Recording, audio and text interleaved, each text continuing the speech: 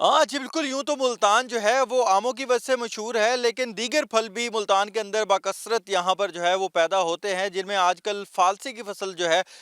वो पकने के मराइल में है। और अभी जो किसान हैं उनके मुताबिक 10 से 12 दिन में ये जो मुल्तान में फ़ालसी की फ़सल है ये पक कर तैयार हो जाएगी। लेकिन जो यहाँ पर किसान हैं उनके लिए मुश्किलात ये हो रही हैं कि जो फ़ालसा है इसके ऊपर जो सफ़ेद मक्खी का अटैक हो गया है, जिससे एक तो जो फल है उसकी पैदावार कम हुई है, दूसरा मौसमियाती तब्दीलियों की वजह से इस दफ़ा जो फल का साइज़ है वो भी छोटा रह गया है। जो किसान हैं उनका यही कहना है कि इस दफ़ा मौसमी ज़्यादा बारिशें होने की वजह से और मौसमियाती तब्दीलियों की वजह से इस दफ़ा जो एक साइज़ होता है जिसकी वजह से जो पैदावार में इजाफा होता है वो भी काफ़ी ज़्यादा कम दिखाई दे रहा है। इस दफ़ा जो प्रोडक्शन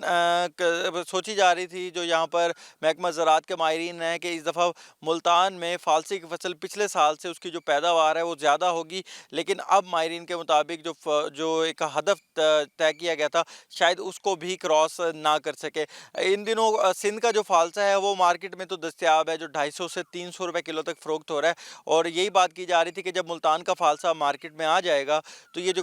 कीमत है ये कम होकर 150 से 150 रुपए तक आ जाएगी। लेकिन अभी मुल्तान का जो फ़ालसा है वो 10-12 दिन आना बाकी है। और किसानों का यही कहना है कि जनाब इस दफ़ा उनका जो खर्चा है वो काफ़ी ज़्यादा हो गया, क्योंकि वो स्प्रे कर रहे हैं बार-बार मक्खी को भगाने के लिए, लेकिन उसका भी अभी उनको कोई खातिर ख्वाह फ़ायदा नहीं हो रहा, क्योंकि जो इस दफ़ा उनका जो पौधा है ख़ास तौर पर वो भी जलना शुरू हो गया है, उसके जो पत्ते हैं वो जलना शुरू हो गए हैं और जो फल का साइज़ है वो भी छोटा रहने की वजह से इस दफ़ा जो किसान हैं उनको काफ़ी मुश्किलात का सामना करना पड़ रहा है। जी।